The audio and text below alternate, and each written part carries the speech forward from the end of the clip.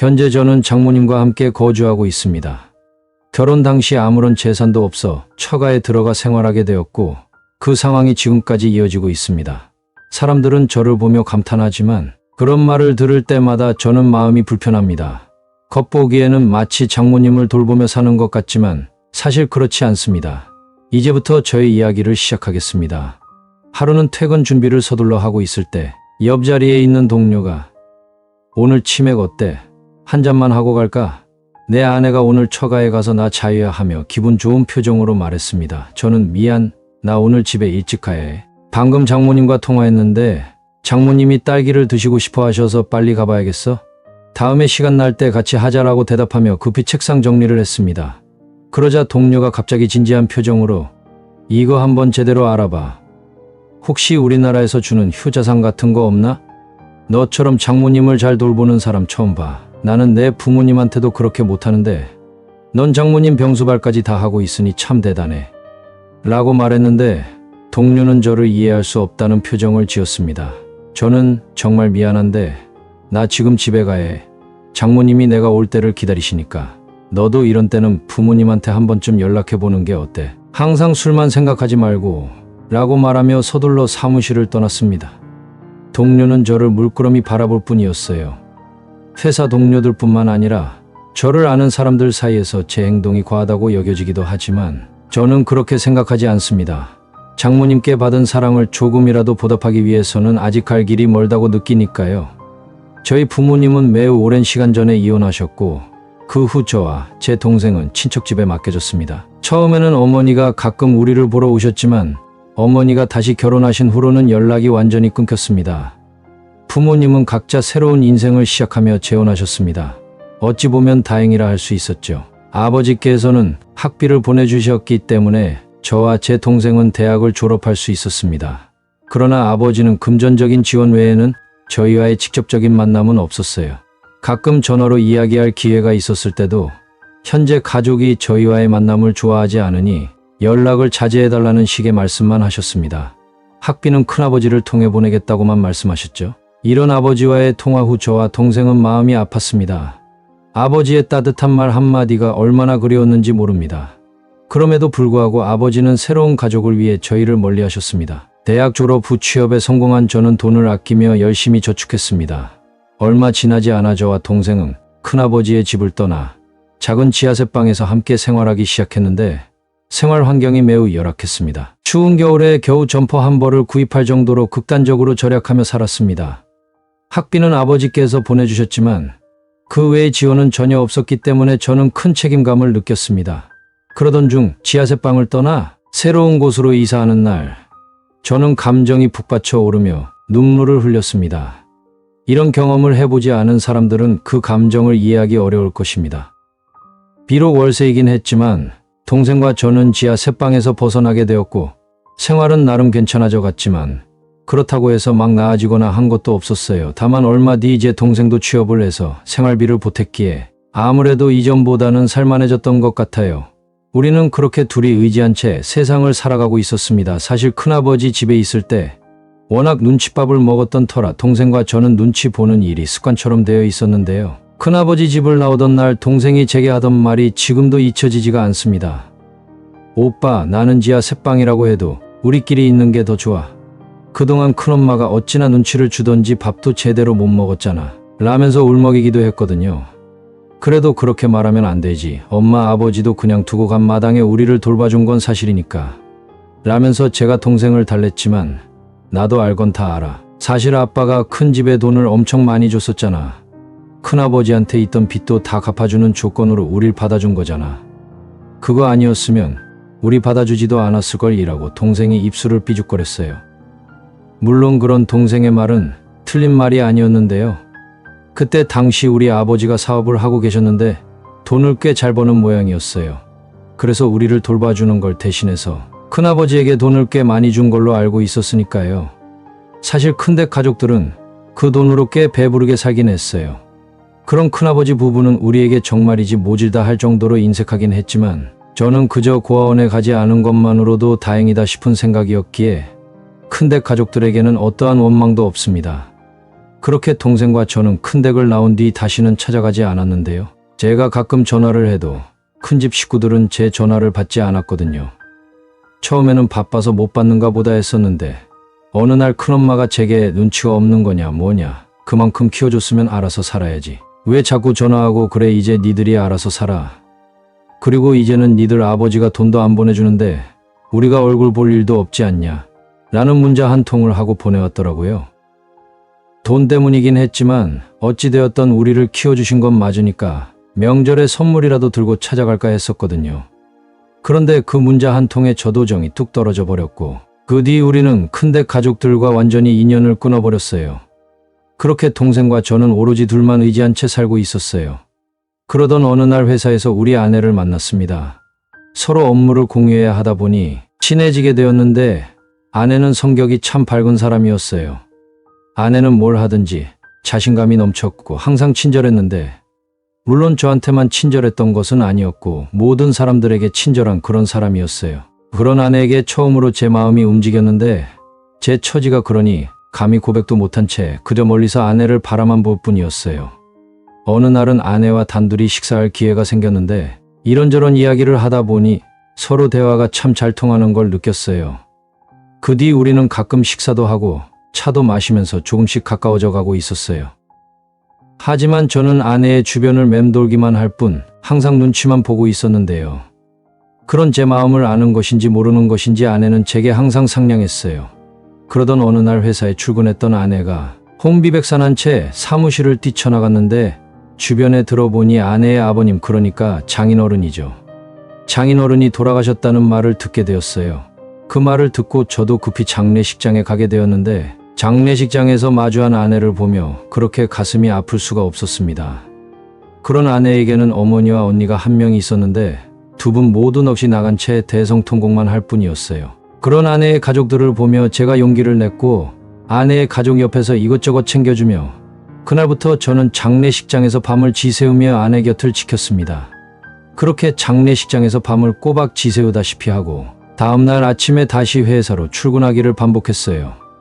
그러다가 발인 날에는 회사에 말을 한 뒤 연차 휴가까지 냈는데 그런 저를 보며 사람들이 수군거리기도 했지만 저는 그저 제 마음 가는 대로 행동했습니다. 그런 제 모습에 아내와 아내 가족들이 많이 놀란 모습이었는데 특히나 장모님이 그렇게 고마워할 수가 없었어요. 아내 또한 그런 제 모습을 보며 조금씩 마음을 열어갔는데 어려운 시간을 같이 보내면서 우리는 더욱 가까워지게 되었어요. 그렇게 우리는 어느새 연인이 되어갔습니다. 역시나 아내는 참 좋은 사람이었는데 얼마 뒤부터는 제 여동생까지 살뜰히 잘 챙겼어요. 우리 집에 올 때마다 반찬을 잔뜩 가지고 와서 냉장고에 가득 넣어두기도 했었는데 동생과 둘만 사는 것을 알고는 장모님이 항상 챙겨서 보내주셨거든요. 그런 아내를 보며 제 동생도 참 좋아했고 한 2년쯤 사귀었을 무렵 장모님이 먼저 결혼 이야기를 꺼내셨어요. 어차피 자네 여동생이랑 둘만 사는데 둘 다 우리 집에 들어와서 같이 사는 건 어떻겠나. 우리 집이 좁은 집도 아니고 라고 제게 물으셨거든요. 네, 제 동생까지요. 그러면 장모님도 그렇고 처형도 그렇고 불편하지 않으시겠어요? 라고 제가 물었는데요. 우리야 괜찮지만 사돈 처녀가 불편할까? 그게 걱정이긴 한데 아무리 생각해봐도 사돈 처녀 혼자 두는 게 걱정도 되고 계속 마음에 걸려서 말일세. 요즘 세상이 워낙 험해서 말이야. 그 당시 장모님의 말은 진심이었기에 순간 제 눈시울이 붉어졌어요. 지금껏 살면서 우리를 그렇게 걱정해준 사람이 아무도 없었기에 장모님의 말 한마디가 제게는 크게 와닿았거든요. 그럼 제가 동생한테 한번 물어보겠습니다. 그리고 말씀이라도 그렇게 해주셔서 정말 감사합니다. 라면서 제가 장모님을 바라봤어요. 고맙긴 뭐가 고마워. 이제 가족인데 당연한 거지. 장모님이 오히려 저를 나무라기도 했어요. 그렇게 집에 돌아간 저는 동생에게 장모님의 이야기를 전달했고 동생이 잠시 고민하는 듯 했는데요. 아마도 큰 댁에서 워낙 눈칫밥을 먹고 살았던지라 선뜻 내키지 않는 듯 했어요. 그런 동생에게 네가 내키지 않으면 어쩔 수 없는 건데 너도 알다시피 너 혼자 두고 가면 오빠도 마음이 편하지 않을 것 같아. 그러니까 잘 생각해보라고 말을 해줬고 며칠 동안 고민만 하던 동생이 용기를 내어 저와 함께 가겠다고 했어요. 그 뒤 결혼을 하고 우리는 처갓집으로 들어갔어요. 물론 동생과 함께 말이죠. 처갓집 가족들은 훨씬 더 좋은 사람들이었는데 한두 달이 지나자 동생도 금방 적응해 갔어요. 그 무엇보다도 아침에 눈을 뜨면 장모님이 따뜻한 밥상을 차려주셨고 동생과 저는 식탁에 다 같이 앉아서 밥을 먹는 그 시간이 그렇게 좋을 수가 없었어요. 그러던 어느 겨울 저녁 식사를 하던 중 제 동생이 저는 크리스마스가 정말 싫었어요. 다른 친구들은 다들 선물 받았다고 자랑했었는데 우린 단 한 번도 선물을 받은 기억이 없었거든요. 이 말을 듣고 장모님이 굉장히 많이 안타까워하셨는데 그해 크리스마스 전날에 장모님께서 동생 방문 앞에 커다란 선물을 놓아두셨고 다음날 방문을 열던 동생이 선물을 보고 깜짝 놀라 어리둥절한 채 서 있었는데요. 사돈 처녀, 메리 크리스마스. 그동안 사돈 처녀가 착하게 살아서 산타 할아버지가 한꺼번에 엄청 큰 선물을 주고 갔나 보네 라며 활짝 웃으셨어요. 그리고 그런 장모님의 말에 선물을 받아든 동생의 눈에는 눈물이 그렁그렁해졌는데요. 우와, 난생 처음 받아보는 선물이에요. 감사합니다 라며 장모님께 감사 인사를 했지만 아니 그걸 왜 나한테 감사해요? 산타 할아버지한테 감사해야지. 그리고 그렇게 막 울고 그러면 내년에는 산타 할아버지가 선물 안 주신대. 그러니까 울지 말고 여기 앉아서 선물이나 뜯어봐요. 도대체 뭐가 들었길래 이렇게 큰 거야? 라며 장모님은 그저 활짝 웃을 뿐이었어요. 그런 장모님의 말에 동생이 신이 난 채 선물 포장을 뜯고 있었는데요. 처음 받아보는 선물에 손까지 떨리고 있었답니다. 그런 모습을 바라보는데 어찌나 행복하던지요. 아마도 태어나서 처음으로 느껴보는 가족의 사랑이 아니었나 싶습니다. 그런데 장모님의 배려는 그것뿐만이 아니었어요. 우리 집에 가끔 장모님의 형제분들이 오셔서 식사를 하곤 하셨는데 어느 날은 이모님 한 분이 동생과 저를 보며 갑자기 이래서 엄마가 있어야 하는 거야. 둘 다 얼굴이 항상 어두침침하잖아 라며 비꼬듯이 말했어요. 그 말을 듣던 장모님이 그 엄마가 여기 있잖아. 내가 엄마인데 그게 무슨 말이야? 라고 말씀하시며 이모님을 노려보기도 했어요.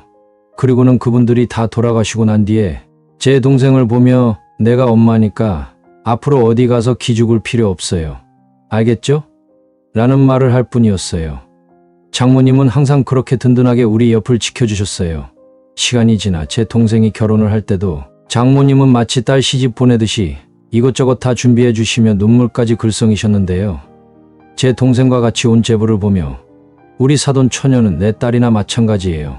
그러니까 우리 사돈 처녀 눈에 눈물 나게 하면 절대로 안 됩니다. 항상 서로 아끼면서 잘 살아줘요. 라는 말을 하기도 했어요. 그 뒤 동생과 제부는 결혼해서 잘 살고 있었고 서로 자주 왕래하며 행복한 시간을 보내고 있었어요. 그런데 그런 우리 집에 청천벽력 같은 일이 일어났습니다. 어느 날부터 장모님께서 식사도 잘 못 드시고 살도 많이 빠지셨어요. 그런 장모님이 걱정이 되어 병원에 모시고 가서 정밀 검사를 해봤더니 의사가 암이라고 하는 게 아니겠습니까?